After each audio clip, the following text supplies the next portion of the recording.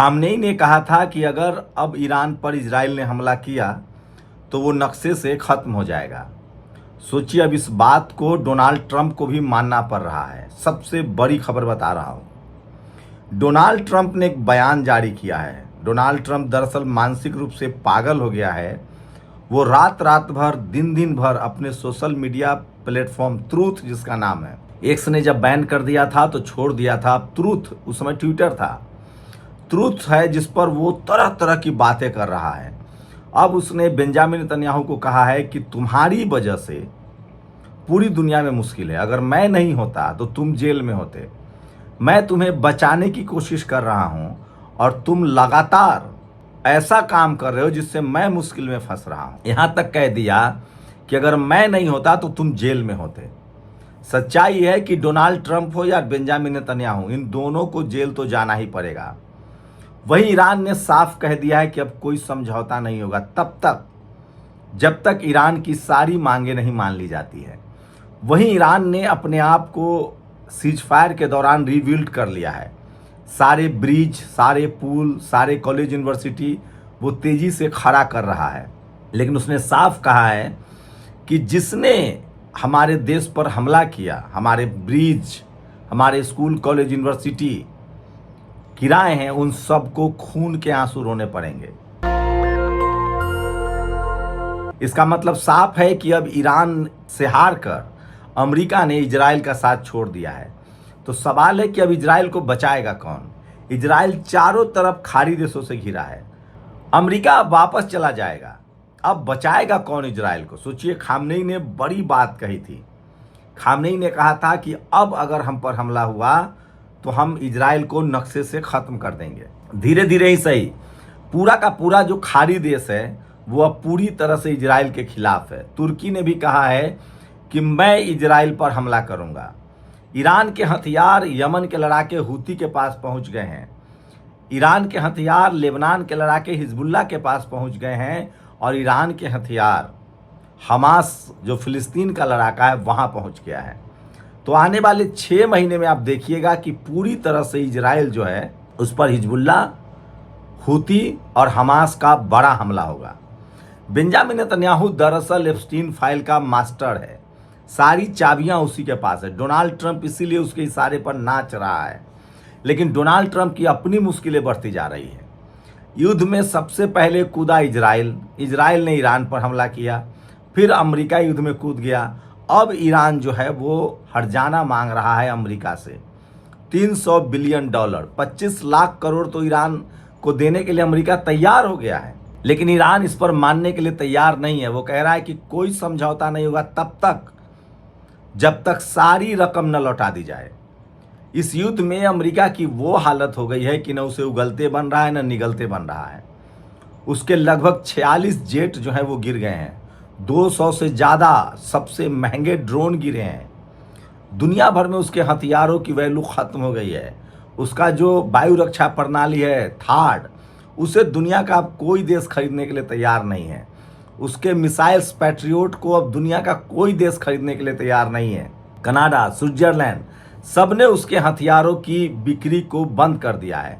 अब तक दुनिया भर के देश अमेरिका से हथियार लेते थे। दुनिया को लगता था कि अमेरिका का हथियार कारगर है। लेकिन सोचिए, एक झटके में इस बाजार पर भी ईरान और चीन ने कब्जा कर लिया है। रूस का कब्जा पहले से भी थोड़ा बहुत था। तो अब दुनिया भर के देश जो हथियार बना नहीं सकते, जिनके पास विज्ञान नहीं है, टेक्नोलॉजी नहीं है, वो हथियार अब अमेरिका के बदले रूस, चीन और ईरान से खरीदने जा रहे हैं। ईरान ने जिस तरह से सस्ते ड्रोन और सस्ते मिसाइल से अमेरिका की चूल्हे हिला दी हैं, उसके 46 फाइटर जेट गिरा दिए हैं, 16 युद्धपोत डुबा दिए हैं, 116 अमेरिकी ठिकाने। ये डेटा पहले से नहीं मालूम था, ये खुद अमेरिका ने डेटा दिया है। तो अमेरिका के सारे जो अस्त्र थे, हथियार थे, वो सब फेल हो गए हैं। उसकी सामरिक क्षमता खत्म हो गई है और अब उसकी आर्थिक तंगी शुरू हो गई है। अमेरिका का सबसे बड़ा जो कारोबार था वो था पेट्रो डॉलर कारोबार।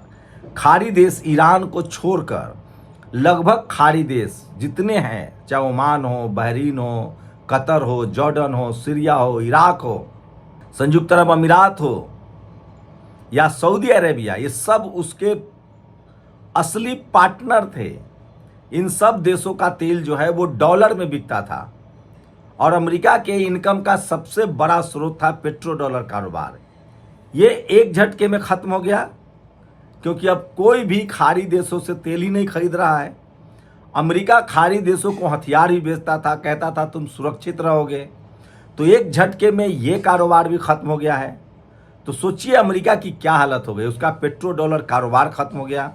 दूसरा, अब तक का उसका सबसे बड़ा कारोबार था हथियारों का कारोबार। उस कारोबार पर भी चीन, रूस और ईरान ने अब कब्जा कर लिया है। अब तमाम देश ईरान से सस्ते ड्रोन और हथियार खरीद रहे हैं। अब तमाम देश जो है रूस और चीन से हथियार खरीद रहे हैं। उसके बाद ऑटोमोबाइल्स पर से भी अमेरिका का कब्जा धीरे धीरे खत्म हो गया है। अब उसके पास सर्विस सेक्टर बचा। अब तेजी से तमाम देश फेसबुक, यूट्यूब, इनके विकल्प, गूगल के भी विकल्प ढूंढ रहे जा रहे हैं। और चीन तो पूरी तरह से आत्मनिर्भर है। रूस पूरी तरह से आत्मनिर्भर है क्योंकि रूस में और चीन में पूरी तरह से अमेरिकन जितने सोशल मीडिया प्लेटफॉर्म हैं, चाहे वो गूगल हो, चाहे वो फेसबुक हो, चाहे वो एक्स हो, ये सब बैन है। गूगल मैप तक बंद है। रूस और चीन ने अपना डेवलप कर लिया है। तो ये सबसे बड़ी विडंबना है। लेकिन अमेरिका की मुश्किल, सबसे बड़ी जो मुश्किल है कि एक तो होर्मुज बंद है, होर्मुज से उसे तेल नहीं मिलेगा। उसके पास 2 महीने का और स्टॉक है। उसके बाद क्या होगा? उसने तेल के ऑप्शन के लिए वेनेजुएला पर जरूर कब्जा किया है, लेकिन वेनेजुएला का तेल भी तभी रिफाइन होगा जब उसमें से खाड़ी देशों का तेल मिलाया जाएगा।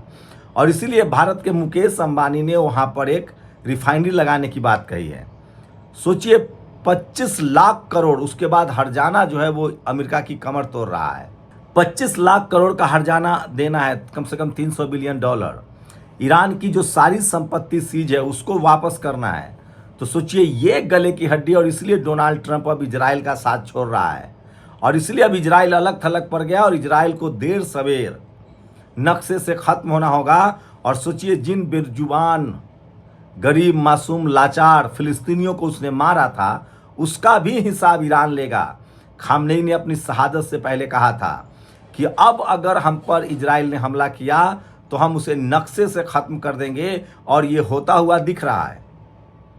ईरान ने जो जो कहा वो कर रहा है और डोनाल्ड ट्रंप ने जो जो कहा वो सब झूठ साबित हो रहा है। डोनाल्ड ट्रंप ने कहा ईरान का एयरफोर्स खत्म है, नेवी खत्म है। नेवी ने 16 एयरपोर्ट डुबो दिए अमेरिका के। कहा एयरफोर्स खत्म है। ईरान की वायु रक्षा प्रणाली ने 46 उसके जेट गिरा दिए। अभी 2 दिन पहले F-15 एक और फाइटर जेट उसका गिरा है। तो डोनाल्ड ट्रंप इस युद्ध में पूरी तरह से फंस गया और उसे अब लगने लगा है कि इसकी वजह इजराइल है। वही अब डोनाल्ड ट्रंप रूस को कह रहा है कि तुम यूक्रेन पर कब्जा कर लो, हमें कोई लेना देना नहीं है, हमें ईरान से निकल जाने दो। वही वो चीन को कह रहा है कि तुम वियतनाम या ताइवान पर कब्जा कर लो, हमें कोई लेना देना नहीं है। जापान पर कब्जा कर लो, कोई लेना देना नहीं है, हमें निकल जाने दो। तो दुनिया के वो तमाम देश जो अमेरिका के भरोसे बैठे हैं अभी भी, वो कम से कम गफलत में। अमेरिका किसी का सगा नहीं है जिसको उसने ठगा नहीं है। अमेरिका पर तो पाकिस्तान भी अब भरोसा नहीं करता है। वो भी ईरान के खेमे में जा रहा है क्योंकि अमेरिका अब कह रहा है इजराइल को बचाने के लिए कि अब्राहम एकॉर्ड पर दस्तखत करो। और तमाम खाड़ी देश कह रहे हैं कि हम अब्राहम एकॉर्ड पर दस्तखत नहीं करेंगे। अब्राहम एकॉर्ड का मतलब हुआ कि हम इजराइल को मान्यता देते हैं और हम इजराइल की रक्षा करेंगे, उस पर हमला नहीं करेंगे। सोचिए अगर खाड़ी देश इजराइल के साथ होते तो कम से कम वो इस पर दस्तखत कर देते।